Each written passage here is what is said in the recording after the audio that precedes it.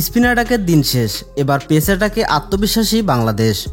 আসন্ন আফগানিস্তানের বিপক্ষে ওয়ানডে সিরিজে পেস অ্যাটাকের উপর বেশি নির্ভরশীল থাকতে চায় টিম ম্যানেজমেন্ট। আর তাই তো আফগানদের বিপক্ষে 4 পেসার নিয়ে প্রথম ওয়ানডেতে মাঠে নামবে টাইগার বাহিনী। এই 4 পেসার হচ্ছেন তাসকিন আহমেদ, হাসান মাহমুদ, ইবাদত হোসেন এবং মুস্তাফিজুর রহমান। এছাড়াও দলে অলরাউন্ডার হিসেবে থাকবেন সাকিব আল হাসান ও মেহেদী হাসান মিরাজও। আগামী 1 জুলাই বাংলাদেশের মাটিতে পা রাখবে আফগানিস্তান দল। আর 5 জুলাই থেকে ওয়ানডে সিরিজের প্রথম ম্যাচটি অনুষ্ঠিত হবে চট্টগ্রাম জহুর আহমেদ চৌধুরী স্টেডিয়ামে। এদিকে আসন্ন এই সিরিজকে সামনে রেখে মোটামুটিভাবে অনুশীলন সেরে নিয়েছে টাইগার বাহিনী। তবে ঈদের ছুটি কাটিয়ে আবারও অনুশীলন ক্যাম্প শুরু হবে 3 জুলাই থেকে।